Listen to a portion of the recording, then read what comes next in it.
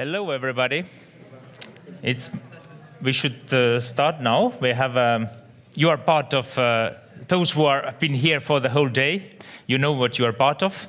That you are part of the Winter School of Public Humanities. Those who just came for this talk, which I hope we have at least a few listeners here as well. So you know that this is a winter school. We have been debating here about public humanities, and it's ongoing still for 2 days.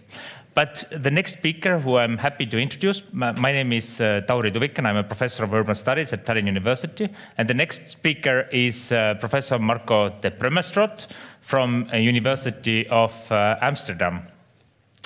And the reasons why he's here, I can say there is 3 of those. The one is that he is just an influential figure on urban mobilities, particularly with a focus on cycling, and the role of cycling in individual lives, the city and society. That's the way you stated that. And he has contributed on the field quite extensively, and you can read different sorts of articles that he has published. But secondly, closer to the theme of that winter school, he's also a public figure. So he has blended his research profile with a public and activist profile. So he has a Twitter name, which is a cycling professor. He's been active in making his voice heard through that in the Netherlands, as well as beyond. And I just wanted to show one book which has been translated to English just, I think, last year. It came out in the Netherlands a few years ago, if I'm not mistaken, 2000 and something, 21 even, all right.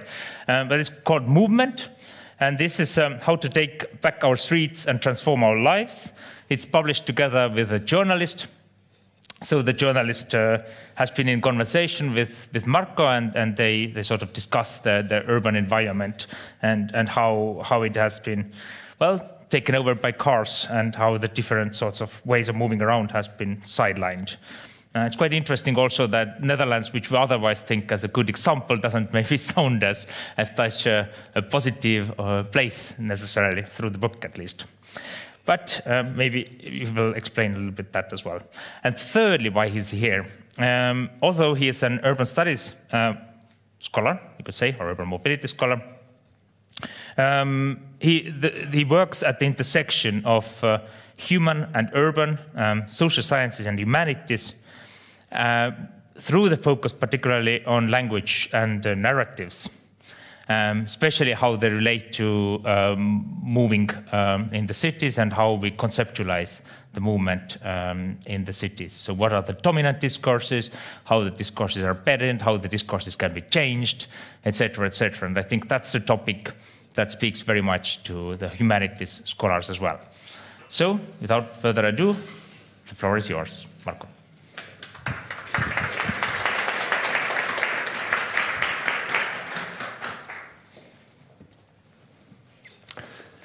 So the language that we use is not a mirror of reality.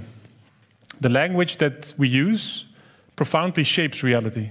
It shapes what we see, what we do not see. It shapes which problems we discuss and which we do not. It shapes the solutions we think about. And as such, it shapes reality as we know it. I want to take you on a bit of a journey. I'm going to talk with you and tell you a story. And the story centers around one important question. And that question is, why were John Lennon and Yoko Ono in 1969 in Amsterdam in bed with a bicycle? But maybe before we are starting that story, I need to understand how you are positioning yourselves in this room. And to do that, I'm going to ask you 2 questions, and you can answer that questions with your body. And that starts by asking you all to stand up. And by standing up, you can sit down afterwards again. It's 2 simple statements. And if you disagree with the statement, you sit down. So at the end, everybody sits again, no worries. You can go back to answering in a bit. The first statement is, we need a mobility transition. We need a mobility transition. If you think we need a mobility transition, you are still standing. If you don't, you are sitting down. Okay, but wait a minute. Do you understand my question? We need a mobility transition, which means a radical change of the system of mobility, right? It doesn't mean a slight shift or optimization. It doesn't mean e-cars. You're still standing? Okay. The second statement is, I want to play an important role in that transition. If not, you can sit down. If you keep standing, please be aware of the question that I ask you, right? This means that if you still stand, that you have to do something different, and you will not leave this room without me handing over that obligation. So you can all sit down now, because now we can start actually the journey that I want to take you on.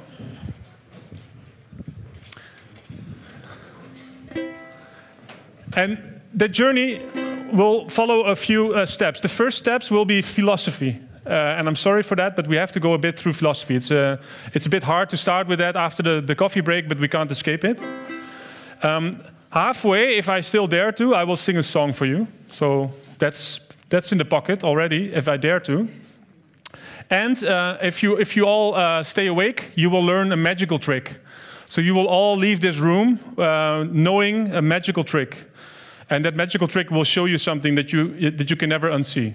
It's not scary, but it's profound. And finally, if I forget, so please help remind me at the end. I need to tell you why you cannot be Bobo. Okay? So if I forget, please somebody remind me that I need to tell you before we end that you cannot be Bobo. So those are the elements, but we need to start at the beginning. And the beginning,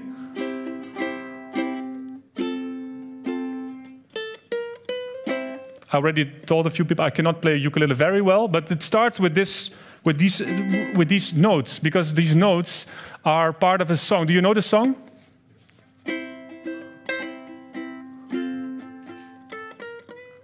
Na na na na na na na na na na. Yeah? Imagine was written in Amsterdam in a bed in the Hilton suite by a woman named Yoko Ono. Because 2 years after this moment, 1969, Imagine was published and became the song that we know today. And after a few years, John Lennon was very nice of telling everybody that it was Yoko Ono who wrote the lyrics. And I am pretty sure that she wrote it in bed with John Lennon and the bicycle in Amsterdam in 1969. So why is this so important for us? Well, if you were standing up and you want to play a role in transitions, you need to understand the answer to the question why they were in bed with a bicycle. And not only with a bicycle, with a Dutch, old, rickety, white-painted, single-speed, sitting upright, back pedal brake bicycle. Why is that so important to understand? We need to cover our basics. And we will start, as I said, with philosophy. And the first philosophical notion is the notion of language here. Language is not a mirror of reality. Language profoundly shapes what we see and what we do not see. As Donella Meadows taught me, language is a simplification of reality. And through it, we always make choices. And many of you in the room, I don't have to explain this, but I think it's important to start all at the same base here.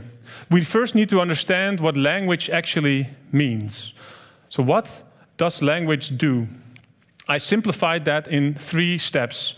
So language does 3 important things, and it's very important to realize that we cannot escape that. The first thing that language does, as already stated, it simplifies reality. And it's necessary for us. Actually, we as humans are very good at this. So we are able, through language, to simplify a complex reality and talk about it with each other. Actually, otherwise, you would be listening to a hissing and puffing guy here. But now, since I use words from the English language, at least I hope, and you also learned those words, we can actually talk about complex things, complex reality. But we can only do that in the words that are given to us, which makes it by definition so that we have to simplify reality. Well, I'm not sure if this is the thing that you want to talk about this evening when you get back to your family or friends. But if you want, I think the best example to show this to anybody is when we use metaphors. Metaphors is a very potent way to simplify something complex. And we have been discussing in workshop before The concept of love, for instance. Well, some people would say love is a battlefield. I'm giving away my age here, I think, and people that are laughing as well. Somebody should write a song. Love is a battlefield. Well, with that metaphor, we express certain elements of love and hide others, right? We simplify love by comparing it basically to a battlefield. Life is a journey, right? Have you ever said that? Soccer is war. Or one that I'm pretty sure that all of you have used, and I think even that many of you think is true, time is money, right? Time is money, right? Time is money. Well, give it 5 minutes after this talk to think about that, and you will realize that time is not money. It's almost the opposite of money.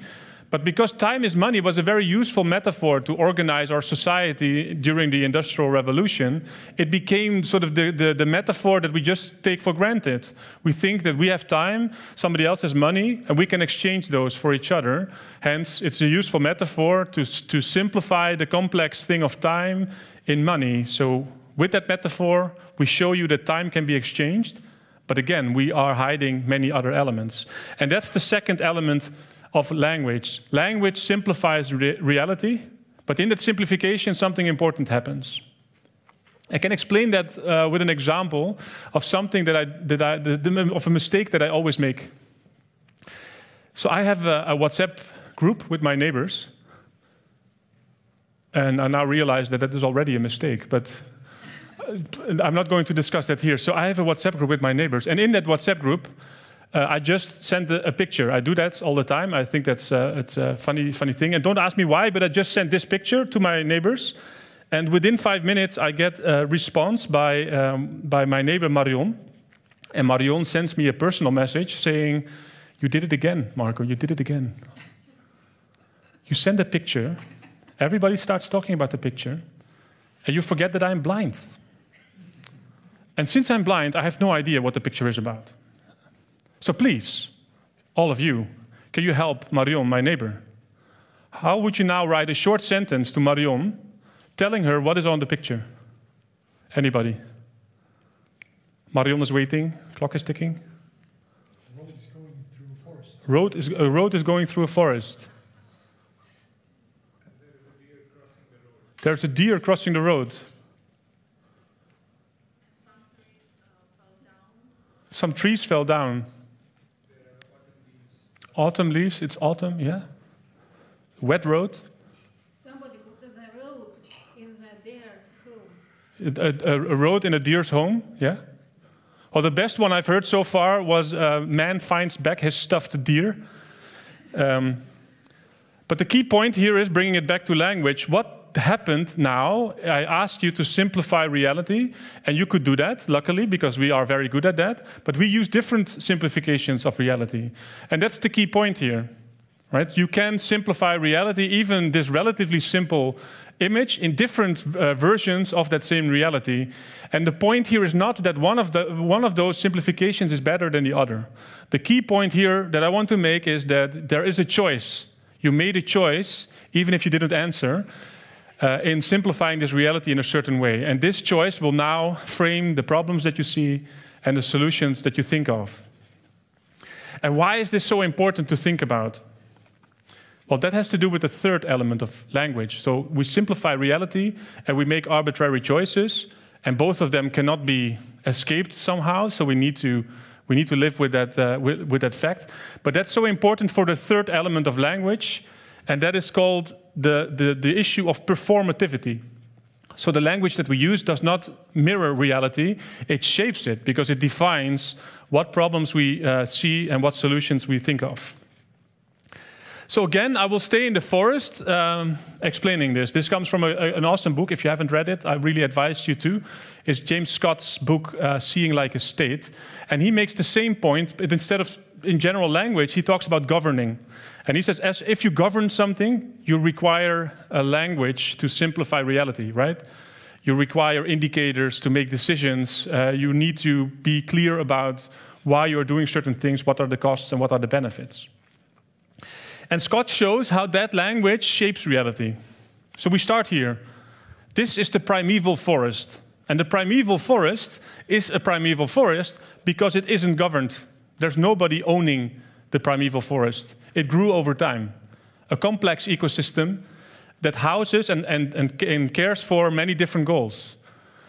Because you're able to look at this as a deer, or maybe as a rabbit. Can you do that? Can you look as a rabbit? So you're now a rabbit, you look at this, and the rabbit sees a great opportunity to hide. It's a great place to hide for predators, because a predator, a wolf, he or she sees a great opportunity to hunt. So it serves hunting as well. A bird sees a great opportunity to build a nest. All kinds of animals see places to hide, to live, to thrive. And because of that, the primeval forest is an ecological system that houses a wide diversity of different trees, different bushes, different plants, flowers, and animals.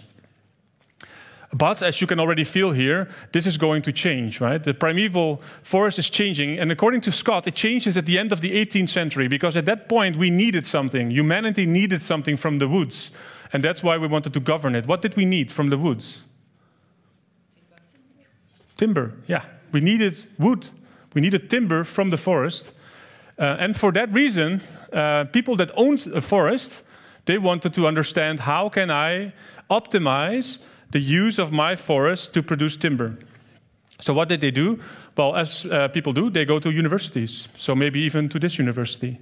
So they came to the university and said, please develop for us a language that allows us to govern our forests to optimize the production of wood. And as academics are, right, very kind people always, they said, yeah, sure, we will do that. At the time, by the way, academics were centered mostly around the German language. So German academics started to develop a whole new academic field. You can still study that today. It's called academic or scientific forestry. So forestry can still be studied. And what you learn there is the language that was developed at the end of the 18th century. And of course, developed over time. And at that time, Scott describes how there was one central concept, one central word that dominated this way of looking at the forest. And the word was Normalbaum. Normalbaum.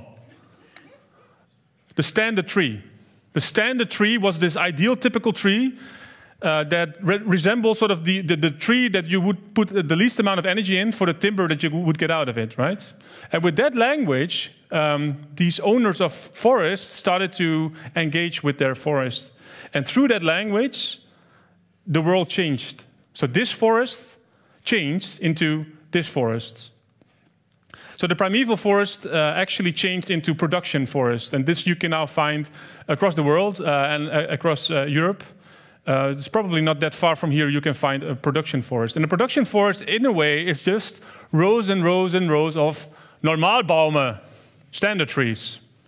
So I challenge you, after this session, with a group of you, to go to the nearest production forest and play hide and seek.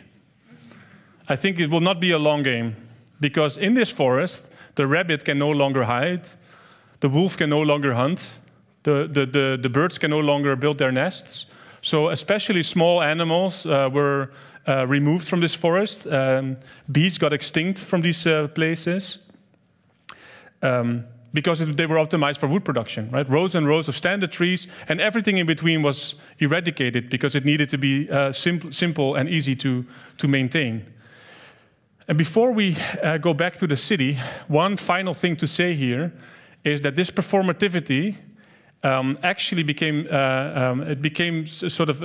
it reinforced its own demise. It didn't meet its own goals, because if you now look at production forests, this is what you will see. This is in the middle of Germany, in the Harz, and one single bug killed there 60% of all the trees.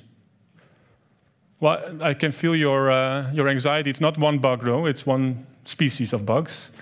One species of bugs was able to kill 60% of the trees, because the forest, in this process of being optimized for wood production, lost its resilience.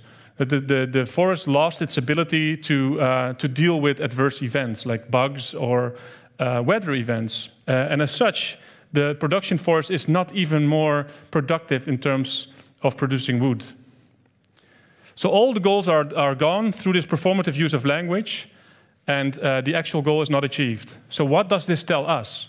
So why are we talking about forests here, right? It wasn't about forest. It's not the forest professor. It's the cycling professor. Well, my argument today is that the exact same process happened on our streets, and actually much more recent. So if you go on Google and you will and you try to find images of streets around the 1920s, this is what you will find. This is an exemplary, this is an illustrative example of such a street, Mulberry Street in Manhattan, 1920s. And at that time, I would define this as the primeval street. It didn't belong to anybody. We can almost not imagine, but there was no deputy mayor of mobility, there was no ministry of infrastructure, it all didn't exist. Streets were seen as the remaining spaces between buildings. Can you imagine? 100 years ago.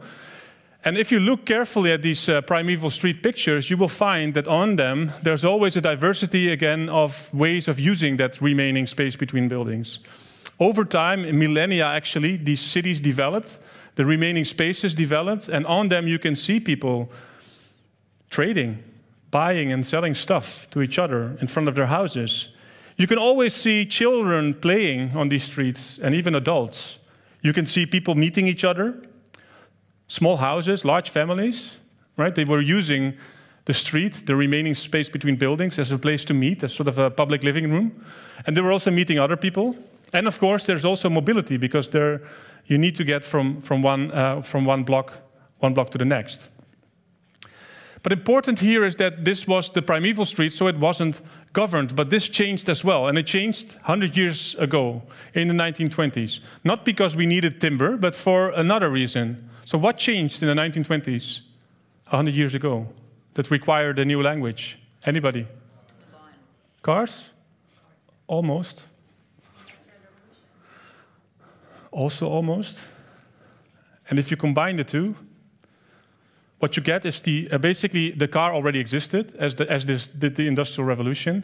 But what happened in the 1920s that these two things met. So there was the industrialization of the production of cars that suddenly made cars much cheaper, and therefore many more cars were entering the remaining space between buildings.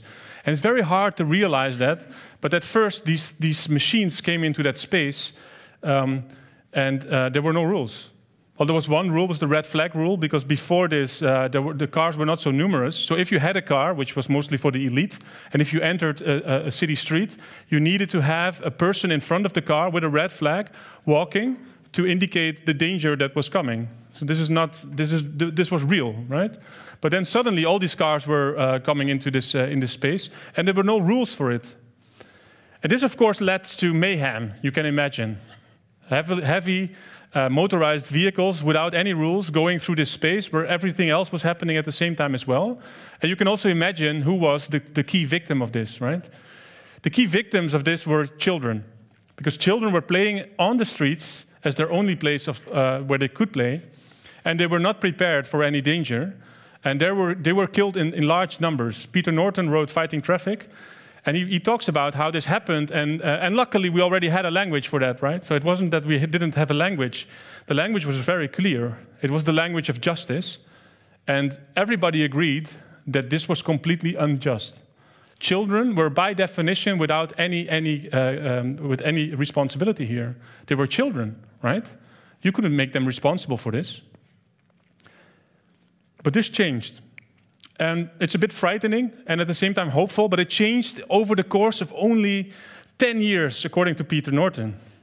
In 10 years' time, the conversation shifted from a conversation about justice, with the logical conclusion that cars were not having any space on our streets, but it shifted towards a conversation about efficiency, control, and the freedom of the individual car driver. And that change happened in small steps. It was not that somebody said, let's do this differently. For example, one thing that happened is that parents of children said, well, yeah, of course, our children shouldn't have any responsibility, but could you at school please not tell them that it's dangerous on the street?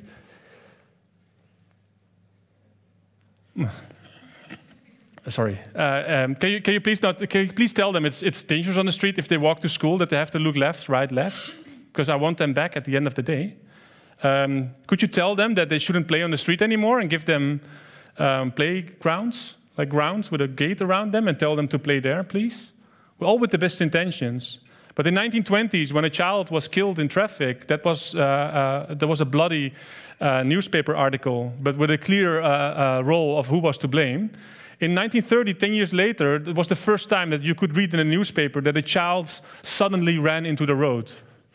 So suddenly, at least a bit of the responsibility was transferred to the child. So that all happened in 10 years. And what happened then, and the decisions we made then, define the streets that we know today. So we really need to understand what happened, because the choices that were made in the language of that first 10 years solidified into guidelines, solidified into norms, into laws, into traffic models, into institutions, into ways of behavior, and finally it solidified into concrete, steel, and asphalt. And that's what we have today, right? That's what we look at today. But we first need to understand where did this come from.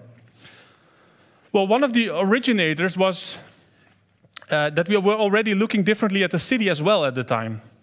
Cities were also seen as primeval.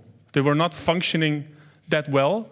And urban designers, in this case Le Corbusier, were thinking about ways to make them into productive cities. And productive cities had one goal, basically, is to offer us all a bigger story, that we would all be part of this big, efficient machine. The city where nobody should be hungry anymore, and where everybody contributed to this bigger goal of economic growth. We would all be happy, because we would all be part of this bigger story. And with these good intentions, all kinds of principles were developed. One of the key principles of Le Corbusier was death to the street. He said, to optimize the machine, we need to marginalize the human. To make our cities into production cities, we need to make it possible for people to go from A to B as quickly as possible, because you are efficient either here or at home, right? Not in between. So if we want to optimize efficiency, we want to minimize the amount of travel costs in time, literal costs, in comfort, and in price. So death to the city, optimize the machine, marginalize the human. And this thinking solidified, as I already said, in norms and guidelines, and finally it solidified into our streets. And then I always start here, and this is one of the most boring pictures I can show a Dutch audience, because they are completely not aware of what's so special. But in international context, this picture goes viral every twice or three times a year, because it represents the final answer to the question. Right? This is the sustainable, safe Dutch intersection. And it's so great because the Dutch did it. The traffic engineers solved it. They now offer infrastructure for all these people underway in efficient pipelines. So what happened here? What happened in this process? What was actually the question? What are the underlying choices in language and narratives that leads us towards seeing this as the final and optimal solution? We need to deep dive together and try to understand what is actually below here and what created this in the first place. So let's all go back to the 1920s. So we're now all black and white. We are in a room, this room, and we have this big problem. Outside, children are being killed, like in very large numbers. So we cannot waste any time, okay? But I need you to think with me, because we have this problem. We have these streets, remaining spaces between buildings, and we need to start educating people to develop a language to solve the problems that are out there, right? Okay, you're there?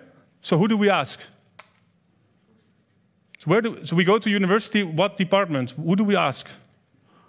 On that time it was asked by water management engineers. Yeah. Traffic engineering was born. No, normally let the room give some wrong answers, but that's, this is exactly the right answer. Did you all hear it? Yes. So it was water engineers. I hope it's still a surprise for some. Water engineers were asked, and why was that? Well, some people would suggest, for instance, asking the car industry or asking the children or their parents. but most of them were not so well organized. And water engineers had a very high esteem at that time.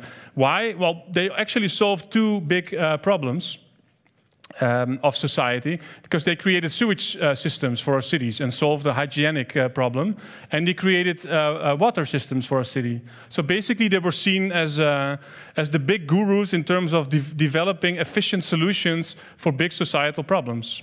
So we walked in the Department of Water Engineering and asked the water engineer, can you please write the first syllabus for these students that are coming in, and we are calling them traffic engineers. We are developing this new field. We call it traffic engineering. It doesn't exist. But in 4 years' time, the first traffic engineers will be finished. So please write the first syllabus. Okay, so the water engineer thinks, because being an academic, nice person again, right? So they think, yeah, sure. So he starts writing. And then we have to understand, how does a water engineer think, right? So who of you has ever seen the Teenage Mutant Ninja Turtles? So I don't mean in real life, right? In the film. Not everybody? Yeah, we know who they are? Well, Teenage Mutant Ninja Turtles are human-sized turtles, not real, human-sized turtles and one human-sized rat, Splinter, and they fight for the good of society, right? And that's all fine. But I already, as a child, was wondering, how can it be that human-sized turtles can live in the sewage system of New York City? That's weird, right? Because if you're an engineer and you have to build something under the ground, and you want it to be efficient, you want it to be as small as possible, because otherwise it costs more money, right? If you build a larger pipe, it actually exponentially increases in terms of funding that is required. So why is it that human-sized turtles can live in a pipe? If you are a water engineer and you're developing a sewage system, what should never happen to your sewage pipe? Yeah? Clogging. Yeah, it should never get clogged. So that's why you design it for this once in a 10 or once in a 20-year flood, where all this water needs to go through, and the rest of the 10 years, the 364 days and 9 years, human-sized turtles can live there. And that's what we have, right? That's what we have. We've built an infrastructure based on that idea, that first idea that pipelines should never be clogged. We built our infrastructure for this one time a day, and actually all the traffic models we use are for that reason, focusing on the peak hour. The peak hour needs to cater, and nobody should be clogged at that moment. That's what we call congestion, and congestion is bad. So the peak hour becomes the norm, and we design our infrastructure for it. And the rest of the day, human-sized turtles could live there. Right, go out here and you will see it. It's a complete waste of space for this one single moment of about 10 to 15 minutes every day, where there's a maximum intensity requested. And that's why we built it as such. Just because we are not aware anymore that from a water engineering logic, it's logical, but it might not be the best use of resources if you apply it to human systems. But the water engineer was a smart academic, and he already thought that, of course, in a neoliberal university, I need to attract students. We need more students, so I cannot compare humans with poop and waste, because that's not very interesting. So what do I do? So he starts walking around, and he actually visits, in a different building, of course, visits a colleague, and the colleague is representing at that time a different, very big and important domain. Do you know which one? Blood circulation. Yeah. Oh, so many smart people in the room today. Biology.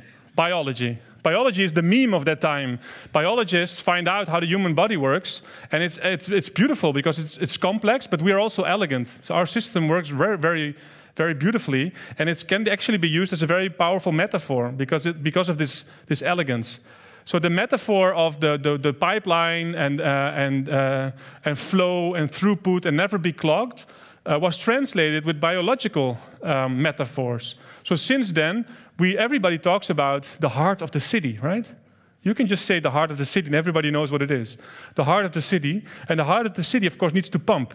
So to pump, something needs to go there. And it needs to go there through what? Through veins and arteries. Arteries, yeah. So the arteries, they need to pump all this blood to the heart, and the heart needs to be functioning. So if you ever go to a cardiologist, what will the cardiologist tell you that should never happen to your arteries? It fits beautifully. Oh, that was a powerful lunch together. Let's use your metaphors because it fits. It should never be clogged, right? That's the biggest problem. This problem today is the biggest problem of society. You know how I know that? Because on every radio station, in every country, every half an hour, we discuss the fact that the arteries might be clogged. We have another biological term for that, congestion. We feel congested. That's not nice. So we talk about it. That amounts every week on every radio station across the Western world to 360 minutes or 6 hours of radio time every week, free radio time to discuss this problem. There's not a single problem in our society that gets so much free airtime as congestion in our artery system. And actually in Dutch we have a word for this. Is if the arteries are indeed clogging up, and it's clogging up spectacularly, we have a word. I don't know if to translate very well to this context. You know the word? In English, maybe?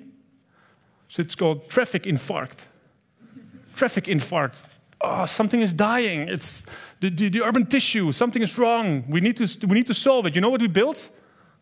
What do we build as traffic engineer? Bypass. A bypass, exactly, yes. We make a bypass.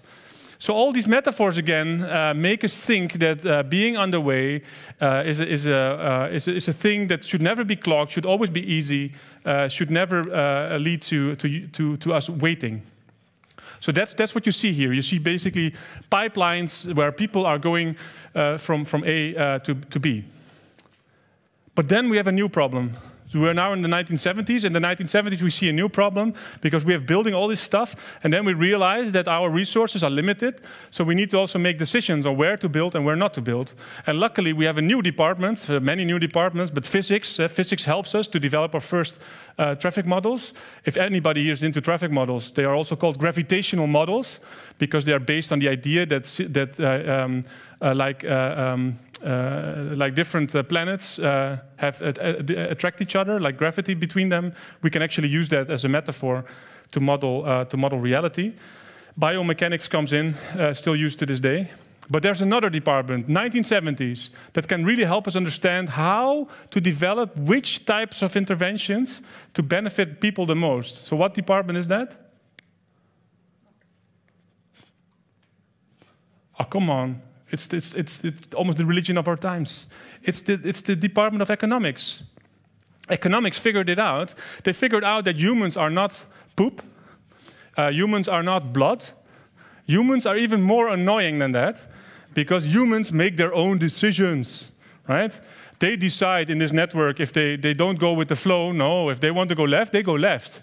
So we need to figure out how do we simplify, what is a good metaphor to think about this human behavior? Because if we know that behavior, we know where we should build roads that optimizes it for them the most. So you are all now egoistic, isolated, calculating, cold-hearted individuals that only optimize your own utility, right?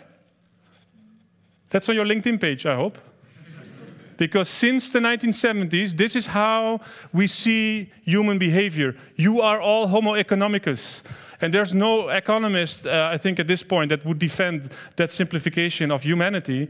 But in traffic engineering, this is still holding strong. In traffic models, you are still being calculated as efficient, isolated, egoistic, cold-hearted, calculating individuals.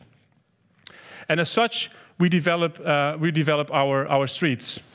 Because remember, if you calculate utility, and you know this because you're all egoists, but I tell you anyway, you have to remember what Le Corbusier said, right? He said, your utility is at A or at B.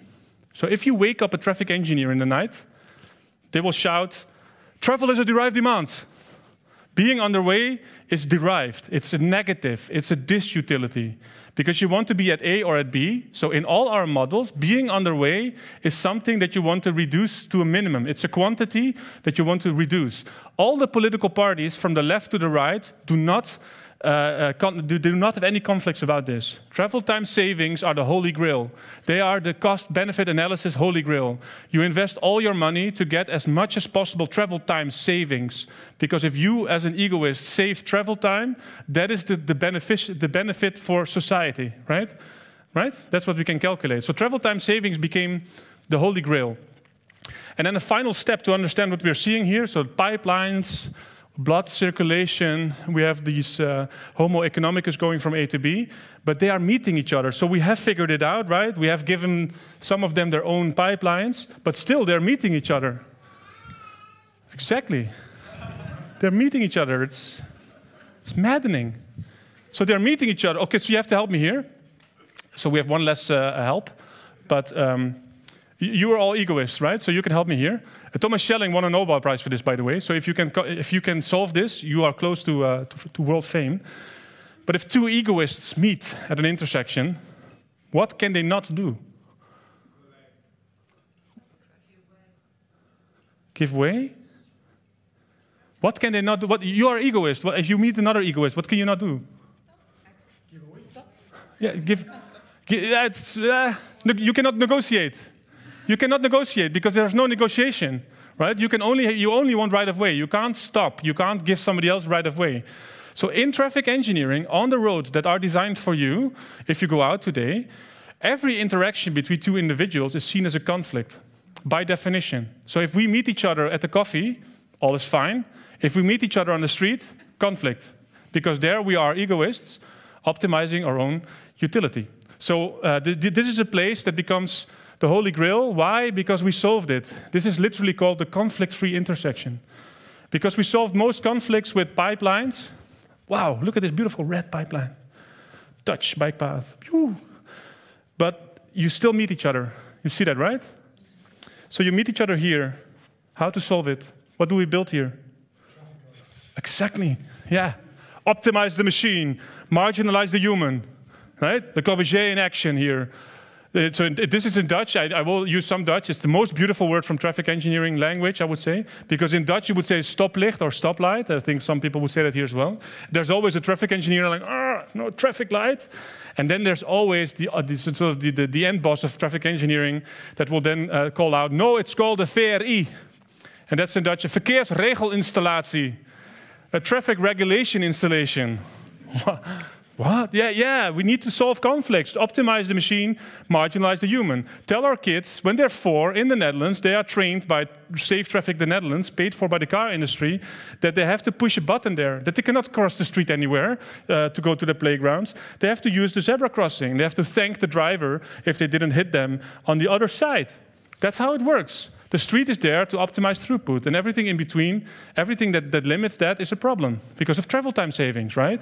So we are now in this mode of thinking, and this mode of thinking is not only a mirror of reality, right? This is not only a picture you find on the internet. No, we use this, and you are not there yet, right? Tallinn wants to become like Amsterdam, but Amsterdam already is like this, right?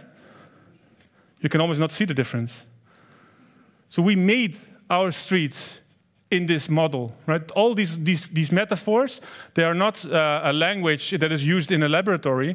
They have created the spaces that were once the remaining spaces between buildings. Now there are spaces where we have to teach our children to go to school safely and take some responsibility for that by themselves at the age of 4.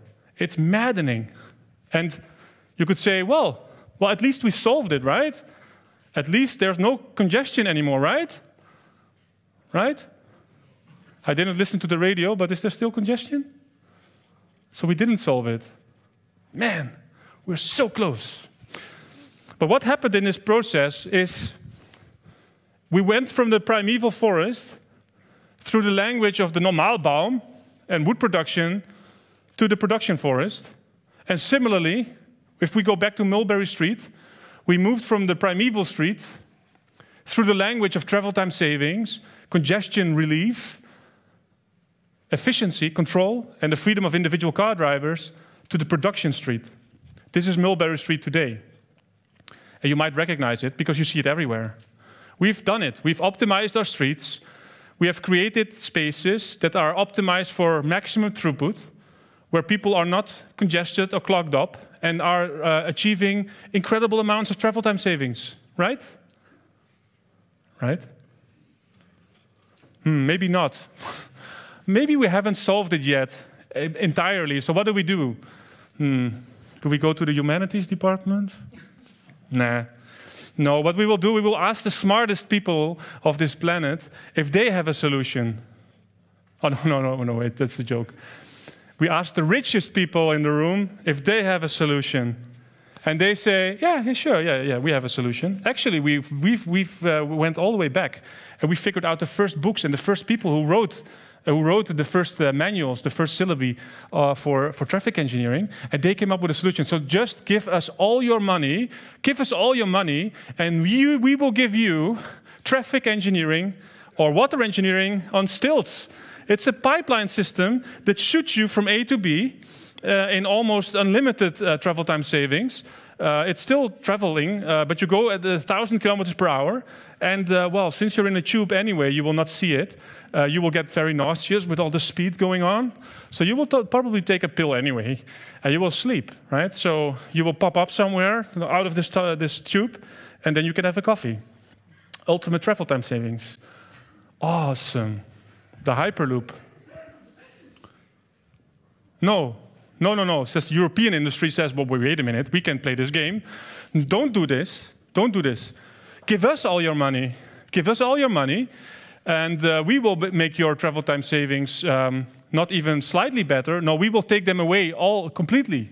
Give us all your money, and what we will give you is the self-driving car. The self-driving car, that's what you want, because you want unlimited travel time savings. And now, in our car, you can be underway, and you experience 0 travel time. You can be underway from A to B, and you can do all these other things, like...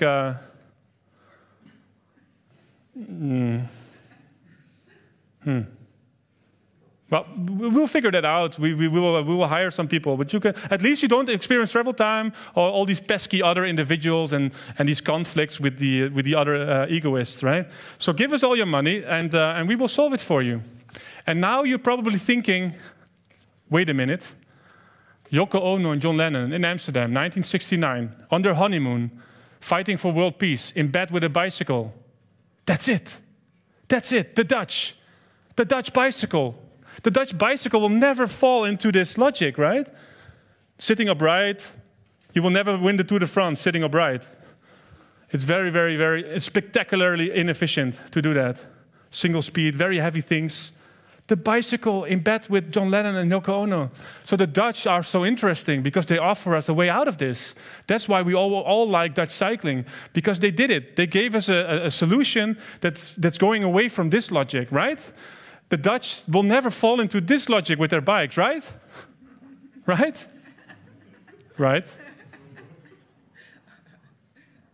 The Dutch bicycle industry says, give us all your money. Give us all your money, and what we will give you is the bicycle as the mobility solution. The bicycle with all these small types of innovations, with a smartphone in your pocket and with engines on it, it can now also bring you from A to B with limited travel time. We have our own pipeline system. Look at it, speed pedelecs, e-bikes, bike logistics, smart helmets. You can now actually go from A to B with your boring husband and have a Zoom meeting with other people. Awesome. This is great. All pipeline systems that we can build bike highways, we can build super bike highways, we can build super bicycle highways, super bicycle highways. Oh, wow. Give us all your money, and what we will give you is the bicycle as the solution for travel time savings. Well, if that was why John Lennon and Yoko Ono were in bed with a bicycle, I would wager that the song Imagine would have sounded radically different. So let me try to channel John Lennon and Yoko Ono.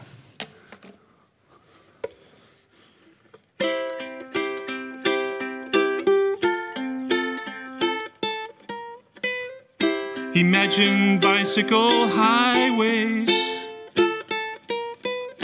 moving fast from A to B. Speed pedelecs and e-bikes to move more efficiently. smart bikes and smart helmets to optimize the machine. Ooh.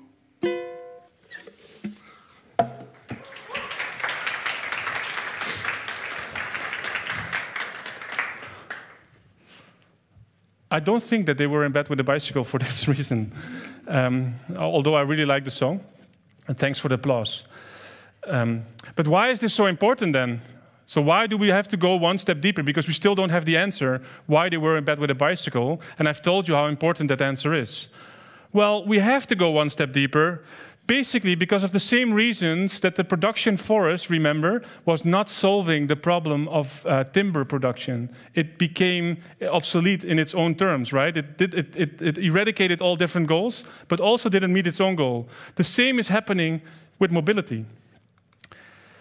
The sad news, ladies and gentlemen, is there are no travel time savings. They do not exist. We have the empirical data. We know that if we make mobility easier between A and B, people do not travel less travel time, they travel more travel distance.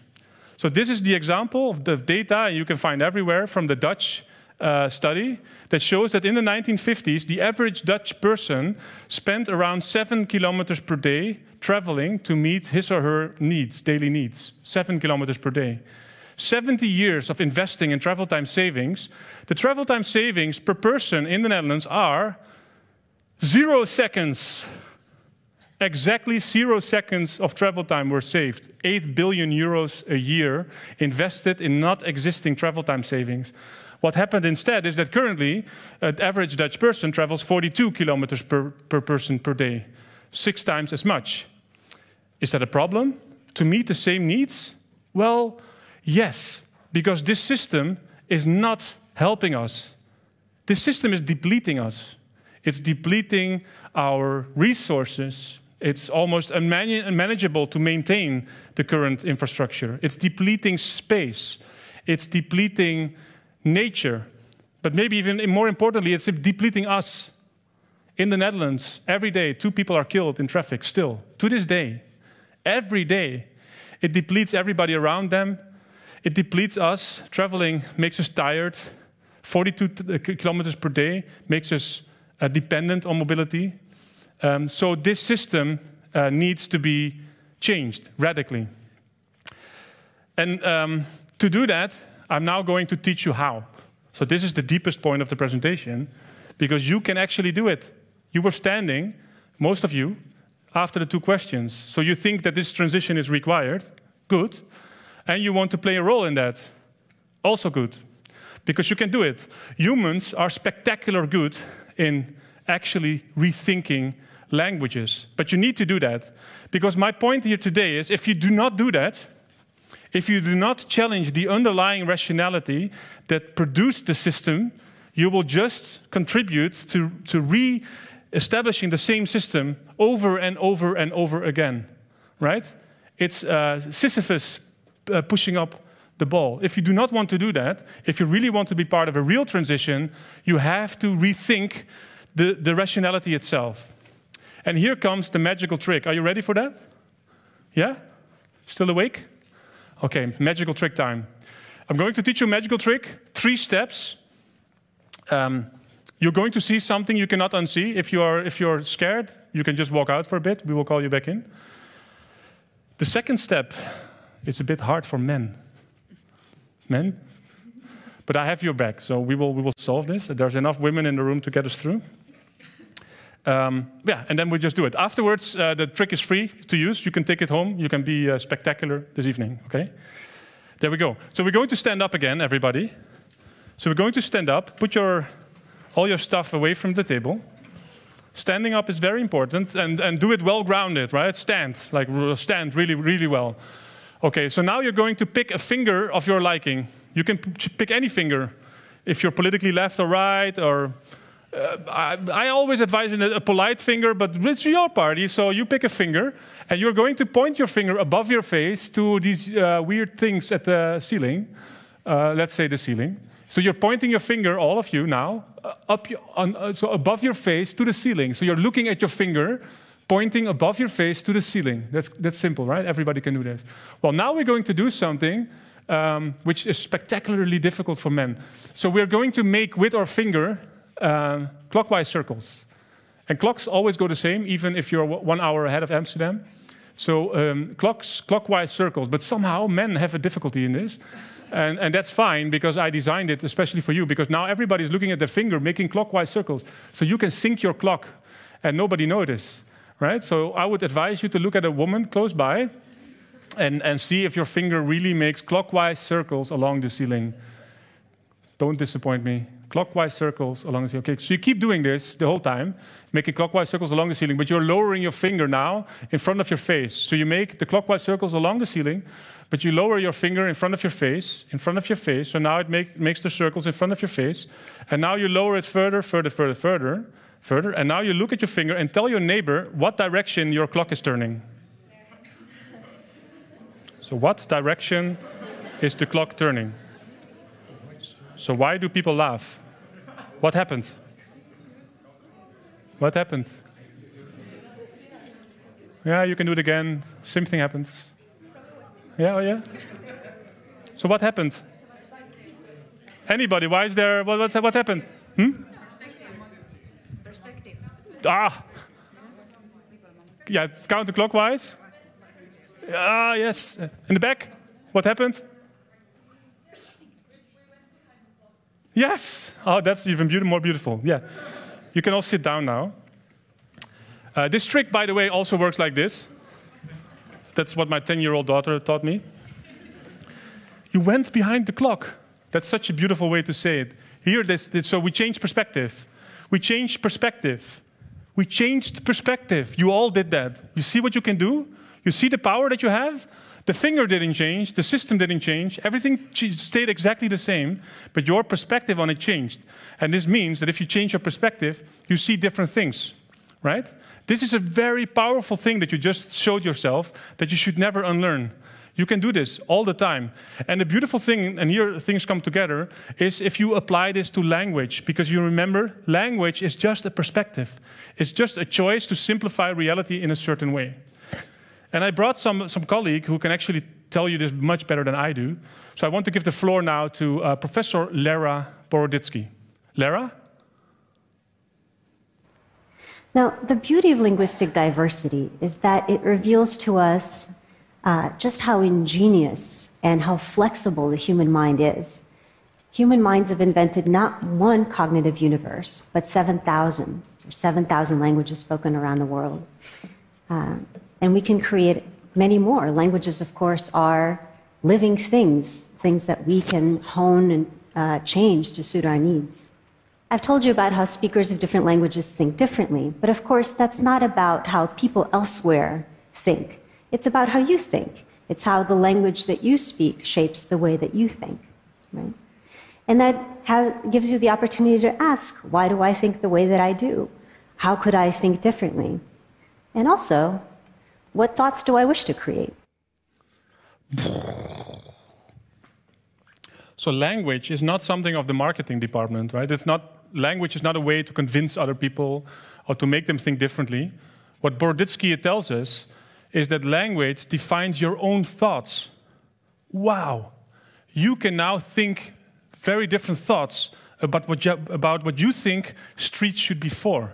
You can now do that. You can unlock that. And what will happen if you do that? You will have different conversations with different people, and maybe even this will lead to a different reality. But if you don't do it, that is by now, after this lecture, an active choice. Then you choose to speak in the same language as the traffic engineers, and it can be a wise choice sometimes, but it's now a conscious choice. That's very important to remember. And this brings us to the answer. Why were John Lennon and Yoko Ono in bed with a bicycle in the Hilton, 1969, during their honeymoon? Well, not because of John Lennon. John Lennon was an Aston Martin collector. He loved his cars. They also arrived in a Rolls Royce to this venue, where they were staying in bed for 7 days to protest for world peace.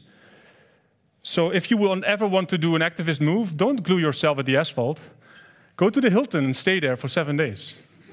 Because what happened, people actually visited them. And when one of the journalists came in and asked, hey, John Lennon, why did you actually end up in Amsterdam?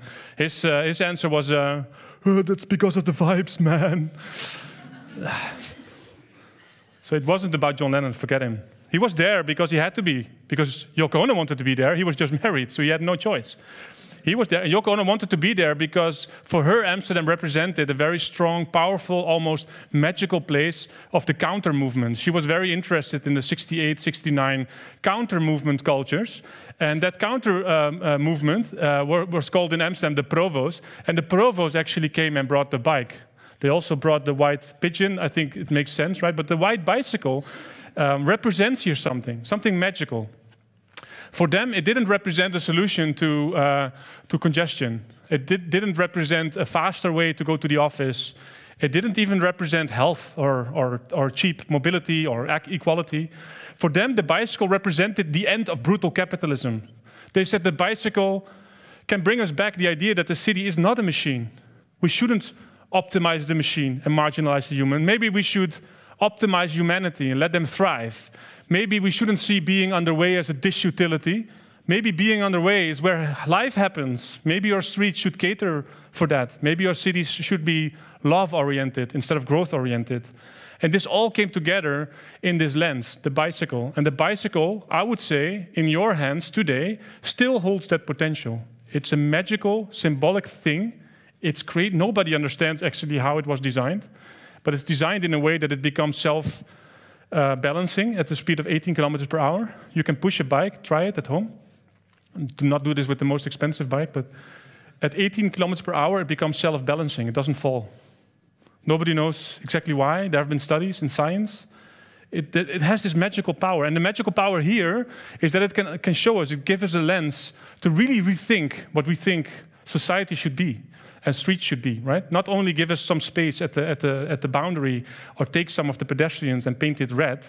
The bicycle represented, what if we would retake the streets and stop traffic engineers and instead reclaim it as public spaces? If you want to learn Dutch, I'm going to give you one sentence that you should repeat to yourself, that they said, the provost, they said, de fiets is iets en bijna niets. Can you do that?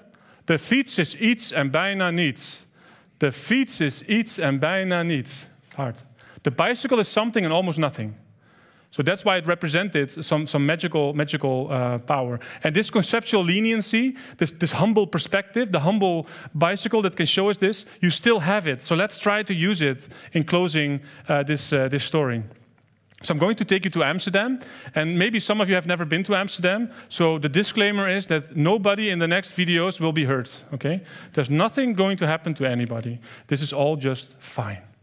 But we can understand this in the terms of this lecture. So I went to a busy intersection in the middle of Amsterdam, together with a traffic engineer, and I asked the traffic engineer, what do you see here? And the traffic engineer said, well, what I see here is a very busy intersection. A lot of conflicts, actually. A lot of egoists going from A to B, trying to optimize their travel time. And they have all these conflicts, so they experience conflict and friction. So we need to solve this. And you know what? The traffic engineer says, we have the solution. Let me look. Verkeersregelinstallatie. Traffic regulation installation. Oh, you know what? Maybe a roundabout would be fine as well. But we need to solve these conflicts. So I said, thank you, Mr. Traffic Engineer. I'm going to ask my colleague from sociology. So I brought my colleague from sociology. We went to the same intersection. And I said, OK, but what do you see? And he said, well, actually, what I see here is what we call potential exposure to diversity. What I see here is people from different walks of life that meet each other in public space. And look around you. We are not that different at work or at home. But in public space, we actively meet each other. And it's not only meeting each other, it's actually negotiating with each other and making it all work for each other. And yeah, of course, there's sometimes a bit of friction. But potential exposure to diversity is very important. So I said thanks. Thanks. But I will go to another intersection to really understand what's happening. So let's zoom in on these interactions. The traffic engineer says, well, these are all egoists going from A to B. And on their bikes, they want to optimize their own utility. So on this space behind Central Station, where the traffic lights, the VRI is gone, they have no rules anymore.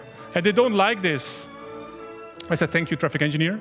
So I will now ask another colleague of sociology. And she said, well, actually what you see here is what we call negotiation emotion.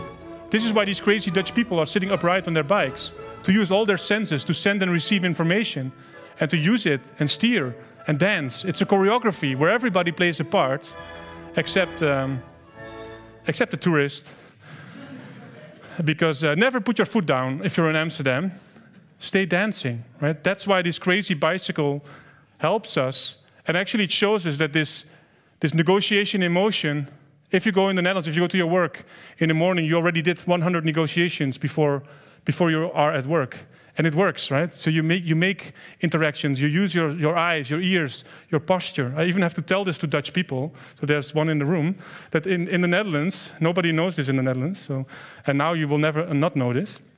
But if you're on a back pedal brake bike, and you have your feet like this, you are negotiating.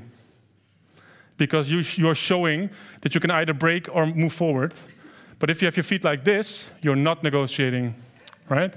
And if you don't look at people, you're also not negotiating. So you have all these cues, and it makes it work quite well. So if you put these two things together, negotiation, emotion, potential exposure to diversity, you know what we found? This has profound impacts on reality. If you have this, society functions much better. Potential exposure to diversity is positively correlated with a feeling of membership, a feeling of influence, a feeling of integration, a feeling of needs being met, a feeling of shared emotional connections, feelings of neighboring, feeling of collective efficacy, citizen participation, a feeling of community, feeling of belonging, feeling of place, but maybe this is the most important one, trust, a feeling of trust. If people from different walks of life are not with a visual goggle in a self-driving car, but they actually meet each other, they have much less prejudice towards each other. So you develop trust in the society. Boom! Think about the Ministry of Infrastructure or the Deputy Mayor of Mobility not optimizing not existing travel time savings, but instead using their budget for this. They can just do it. Tomorrow, they can say, we are using our money to help society thrive. It's a choice to not do that. It's a choice to accept the status quo. And before I'm going to close, there was one thing that I needed to tell you. Anybody? Bobo. Yeah, exactly. You cannot be Bobo, because you have seen something that you cannot unsee. So who's Bobo? Bobo is a dog, and the dog can show us why we should not be Bobo. So I will call Bobo. Bobo? Bobo? Come here, Bobo. Come. Good girl. Come. Good girl. Come on. Come on, Bobo. That's hilarious. Come on, Bobo. Come on. Come here. Come on.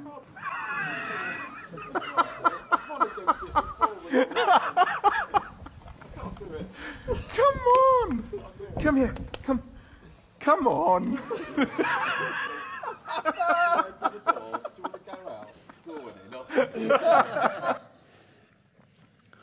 Yeah, so my colleague at the sociology also told me that if you show this clip to an audience and the audience starts to laugh, it's a feeling of shame a bit, actually, because we all feel it, right? We're all Bobo. We're all a bit Bobo. We are attached to this previous conceptual framework. No, of course you cannot talk about the street as if it is something completely different, because that's not how it works. Right? That's not how we spend our money. That's not how our social cost-benefit analysis is made. That's not in the political paragraphs of mobility of all the political parties. But you are not Bobo. You don't need anybody to open the door. There is no window. You can just step through it. You can start having different conversations now, today, after this session. And every time you don't, it's an active choice. You choose to not step through the window. You don't have to wait for me or some guru or somebody else to open the door. No, you can do it now. From tomorrow on, you can have different conversations about what the street should be for. Because the language that you use is not a mirror of reality. It's not neutral. It profoundly shapes reality because it influences what we see, it influences what we do not see, and it influences which actions we undertake. If you, and you were all standing, if you want to work on radical change of the system, you need to question the underlying narratives, the taken for granted goals, and our implicit assumptions of what streets are for. Remember, this is not about what people elsewhere think. This is what you think. This is what the thoughts that you have about this. So what thoughts do you wish to create?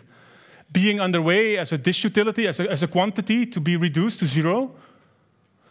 Or being underway as a quality, as something that is actually beneficial for us and we need to optimize, we need to have more of instead of less? What thoughts do you wish to create? Is the street a pipeline that needs to flow all the time, can never be clogged, and everything else needs to go for that purpose?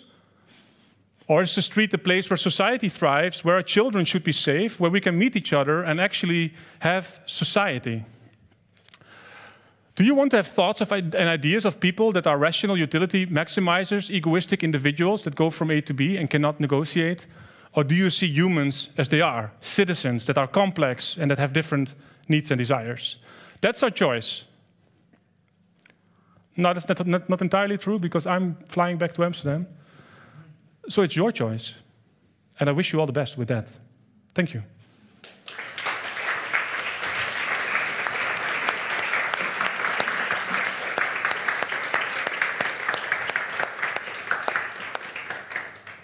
Thank you very much. It has been very entertaining.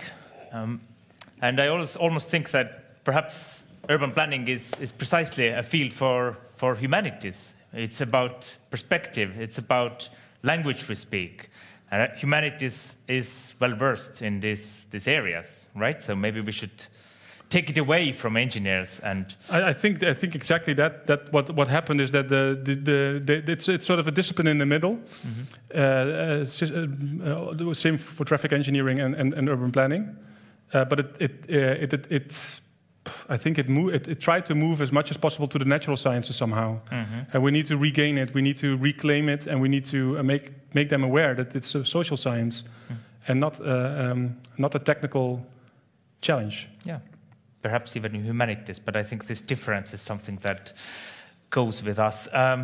Is there any questions now? I think we can go with different kind of themes, with the mobility themes, sure, with the public humanities themes, and try to link that with some of the previous discussions. I see one question now there. I think that's you, but where are the microphones? I can hear you, please, but I think it's recorded, well. So if you have something profound to say, people at home also want to hear it, probably. Maybe you can pass the microphone. All right. Yeah. Thank you so much. I mean, thoroughly enjoyed it. And yeah, and I think everyone would share my view on that. It might sound as a joke as well, but at the same time, I think it can be reasoned. Do you think we are in a dire and urgent need of discussion around degrowth and maybe having a ministry of degrowth? No pun intended, but yeah. Well, that's a very interesting question, and on a personal level, I can definitely follow that.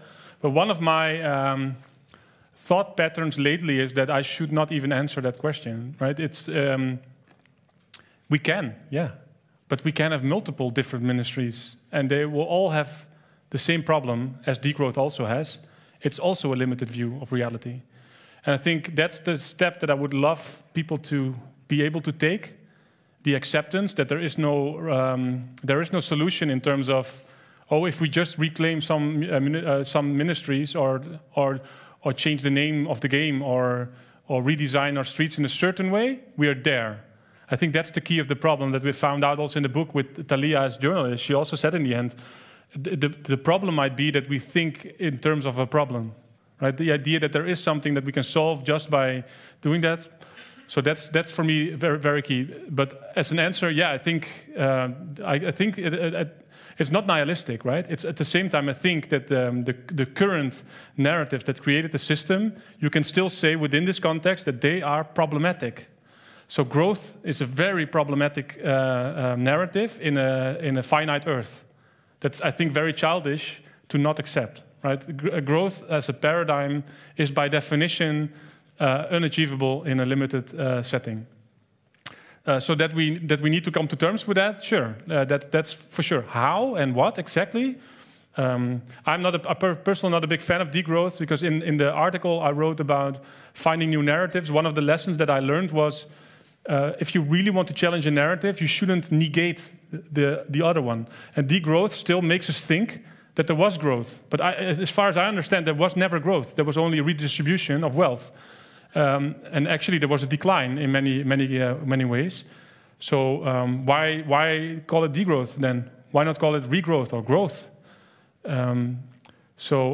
Yeah, but I think my key point would be, let's play that game more with ourselves. Like any ministry that has a certain name can be changed. It's not a given. This whole system here outside, it's literally created in the last 60 years. So it will not last. It's again very childish to think that this will somehow be here in 500 years from now. It will not. And that should free us, I think. But if you want to become the first minister of degrowth, go for it, man. All power. Right, I see a question there. Yeah? Can you please pass the microphone in the front? So silent. Yeah. Hi, thank you. Ruta Brzezica, medieval historian of the city.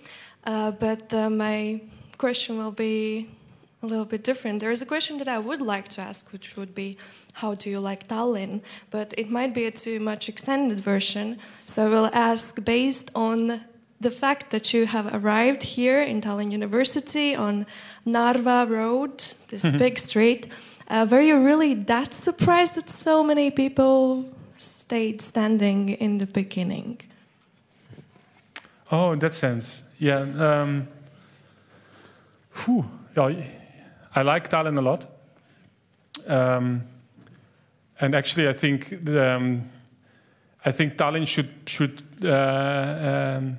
keep its unique identity by being less accessible and not more. So no Rail Baltica, maybe also no airplanes anymore. You can only come here by traveling, and then really experience the fact that you're arriving in Tallinn. Because one of the things that struck me most personally was being on the way to the hotel and seeing that also here the public space is almost exactly the same as everywhere else. It's like, what happened to us? So how strong has this narrative been in the last 60 years that we sort of all gave all our public spaces from the north to the south, from the east to the west, to that same logic? So am I surprised? Well, in a way, well, not with a room like this at a university, but I would say that in looking at Narva Road and other things, and also so I've recently done a study into motonormativity. We see that motonormativity is a very sticky thing. So it's developed in 60 years, but most people, I would argue, no, that's not true. Many people in society take it for granted, right? So most people wouldn't stand up. They say no.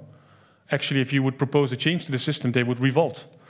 It's called the hill of hysteria. They will revolt against anything that would take away their right to go by the car in the city. Like especially people from the suburbs, they would see it as an attack on their lifestyle. We do know, however, that if you change the narrative in the conversation in any city around the world, there's a majority of people that supports the change if you reframe it. So if you don't say it's anti-car or pro-bike, because you already know exactly who's going to say what.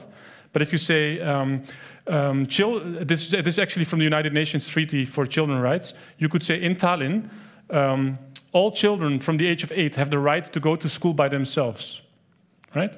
Who's against that? I know a lot of people, yeah. Working with their children in Tallinn. Really? So if you ask them, do you think it's their right to go to school by themselves? They are against? They say yes, but... Yeah, of course. Yeah. No, that's always what happens. But you would see that if you change the conversation to that, you will. It will be especially political, right? So I know across the world, also in the Netherlands, it's politically very possible to hate on cyclists. I don't know why, but it's not very hard to do. It's politically very hard to hate on children. Right? It's very hard to do. So if you shift the conversation and say, wait a minute, the children are the ones that lost most in this, right? They lost in the last 30 years the right to roam, the right to be autonomous, the right to develop themselves as full citizens in public space. So focusing on that would, I think, elicit much more support. But I would not be surprised that if you frame it in terms of who needs a mobility transition and you ask it to the citizens of of any city, that most of them would say, no. We know what we have now, and yes, I have to work almost 2 days a week to pay for my car, but at least I have it, and I don't know this transition and where it will go, and these leftist ideas. So I think we need to not use that language in those terms if we really want to transition. We need to shift the conversation, use language that amplifies different elements of the system that are currently forgotten. And I think the right of children is a very strong one. Because again, I don't know any minister or... I know one alderman actually from my municipality. That's the only one who actually hates children. And he has the profound name. His name is, everybody should know this. I will make him famous. His name is Peter de Pater, which in Dutch is an ideal name. We now call him Peter de Pater Kinderhater, which means Peter de Peter child hater. Because he voted against this political motion to make this into a norm for children of the age of 8 to be able to autonomously use the streets. He voted against. He was luckily in the minority, but still. Okay. Yeah. Other questions? I see one in front.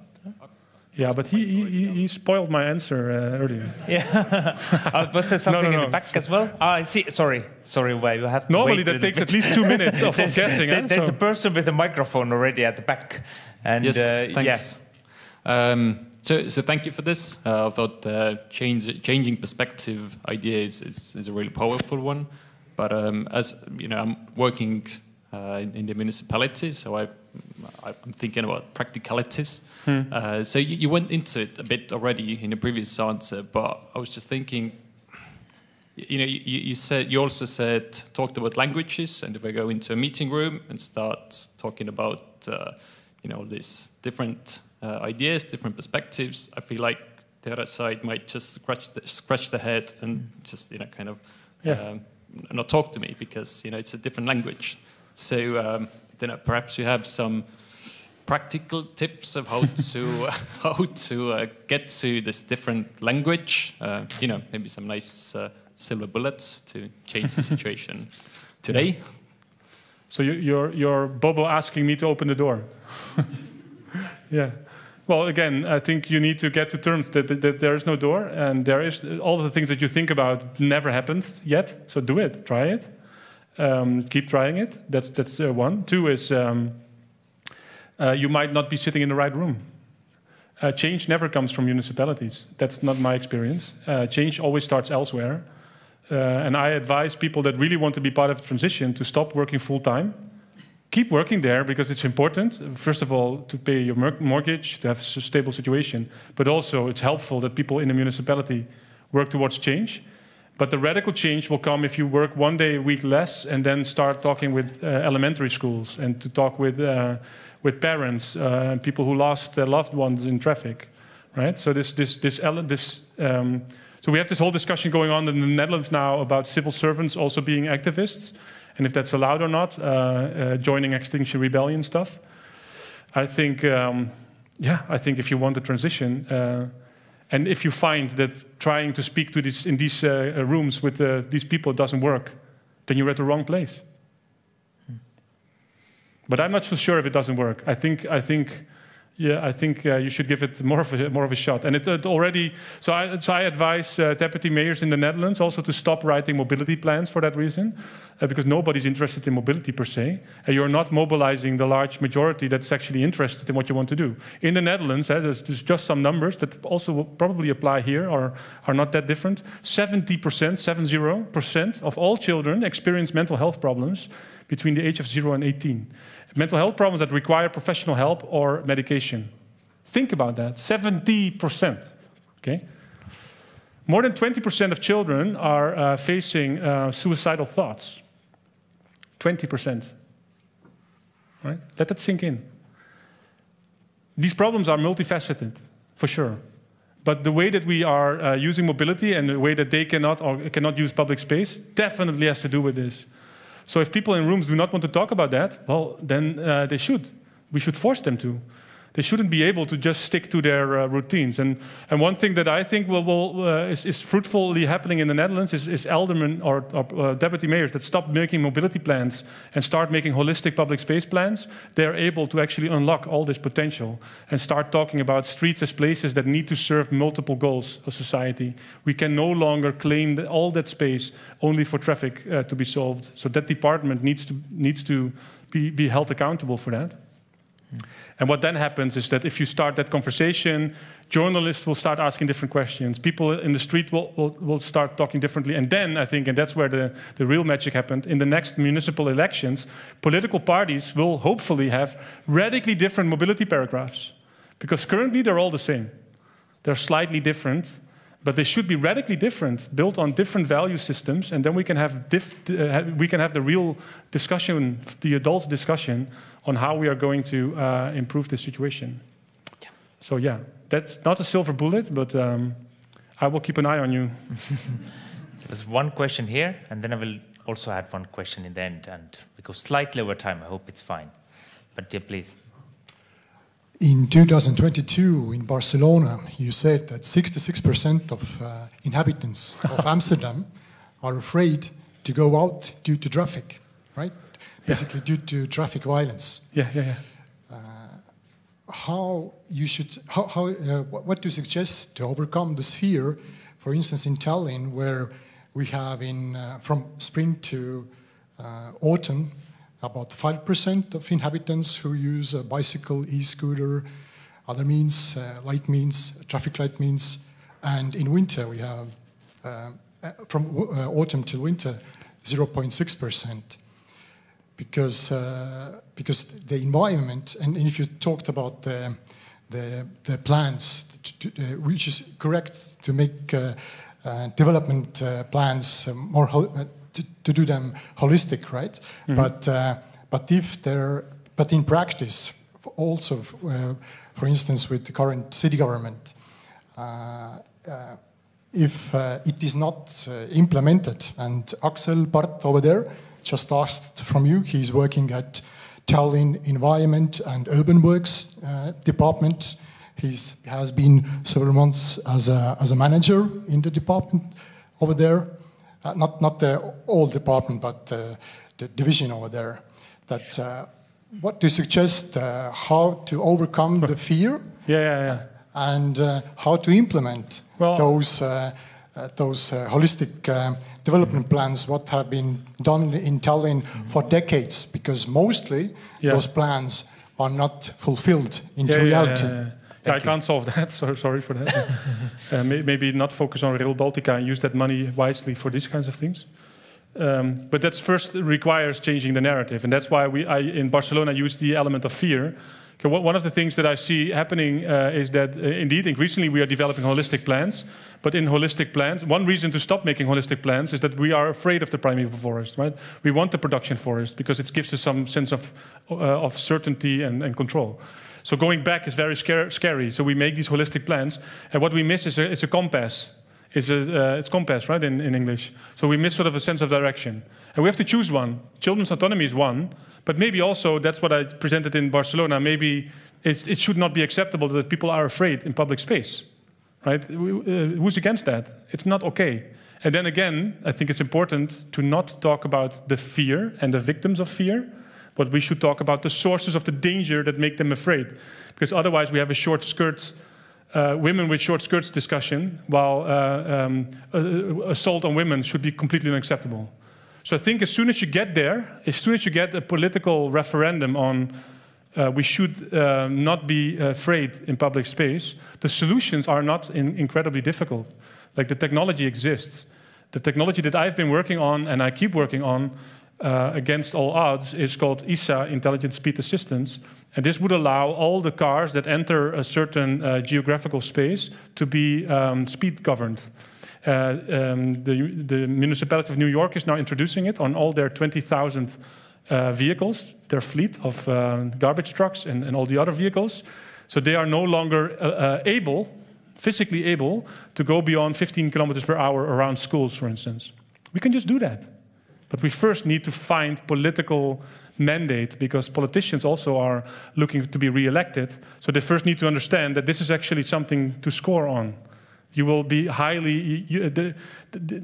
I think most deputy mayors of mobility will not get a street named after them.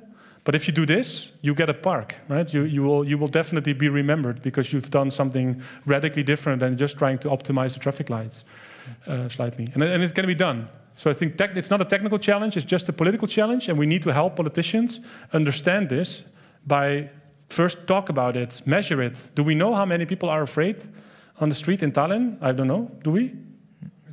The majority, yeah, but we need to monitor that much more closely to understand the problem, to put it on the agenda.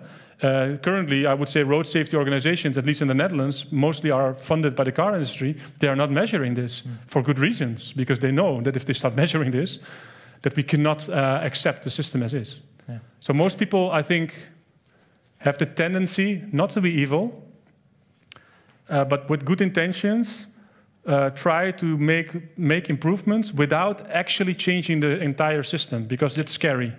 So we go to schools and hand out helmets to children, and then we say we did something good, right? In the Netherlands, we hang up banners. School has started banners. I ask every municipality that does this, show me the evidence that this helped. There is no evidence, but we hang up. We did it, right? We did good. We tried. Yes, two kids died again this year in my city. But we put out the banners. No, you're not solving the real systemic problem, and we need to make them accountable for that by changing the narrative. Yeah. We should be finishing. I will just end with a very small question. Can you say that finishing in Tallinn? Sorry? Can you say we should be finishing? Is that a word joke or not? I don't know. No. But I would like to ask actually about the more like a public humanities question in terms of how you see yourself in terms of activism and research. Is it do you see a conflict there, right? Because you take an activist role quite a lot as well. Do you see it coming to conflict with some of the research profile? And is it something that drove you? Is the activist perspective that drove you to research, or is it vice versa? Yeah, well, definitely not as the. It's my. So I also. There's also the answer to civil servants being 1 day a week part of the Extinction Rebellion or something. I think we are also there. We are held back by the idea that our work is our identity. Mm-hmm. So I work as an academic, yes, but I'm paid to do that for 38 hours a week, max. So that leaves open 173 hours a week to also be a father, a bad cyclist, a very bad ukulele player, guitarist, neighbor, father, husband, activist, right? So we are multifaceted, and I think it's weird but it happens a lot, that people sort of, for instance, respond to a social media and say, oh, this is not academic. So, well, this is not a peer-reviewed journal. So you should judge me on the merits of where I am at that moment. So indeed, if my work is not academic, you should in a journal, that's a problem. If I publish in an academic journal, I need to be transparent, academically accountable, and so on. But I think it's very unfruitful, as a discussion also this morning, that we say we are scholars and we have an impact or whatever. It's not so divided. It's not that we are scholars and then suddenly we are not. We are also husbands, parents, neighbors, children of somebody. So we cannot ignore that. It's a bit weird. I think it starts from this notion of positivism, that we somehow as academics stand above society and watch it. That's not how I see it. And I think in terms of activism, I know that's also a bit of how my brain works, but I think the real activists are the traffic engineers who want to claim the entire streets for traffic. The only thing that I'm asking is to make public space safe for children. I don't see the activism in that. I don't think it's radical. I think the opposite is radical, and we should do everything that we can to make people accountable for that. So, yeah, is that activism? I don't know. Yeah. It's also, I think, I'm really thinking a lot about it lately, about activism also as a potential problem, I think. And I see, so there's a colleague of mine in the Netherlands, Professor Jan Rotmans, and he's also saying that, I'm an academic activist. But that assumes that you know that you are on the right side. And that's, as an academic, I think, a very problematic position. Because it assumes, for instance, oh, I'm radical, I want to... He also talks about pivots and how to change pivots, leverage points, pivot things. And then somebody said, because I think we can... It's now 10 past 5, so it's time to bring Hitler into the debate again, because it's already 7 hours ago. Probably he was also thinking he was on the right side, right? It's really weird to think that, no, these evil people, they are... No, these people were also very ambitious, also activists, also wanting to make a radical change. So we had the discussion, I think, before of when I asked in another room, do you want a transition? And then one person in the room actually said, no, I'm not sure because of this, right? A transition is not by definition good. And I think if you call yourself an activist, you make the claim that you are on the good side, per definition. You're not open for discussion. And that's not what I want to do. I want to problematize and hold people accountable. But I'm not an activist who says, let's have a degrowth ministry. Because, no, but you understand, I think that's a very important, for me it's an important line, to not say, follow me, I have the right idea. But I can, in that position, still say, academically, profoundly say, that current ideas are wrong and problematic. If that's activism, fine. I think that's a good point to finish that discussion, and we'll take up these points about public humanities again tomorrow. Have an activist beer in the and have an activist beer. Thank you very much.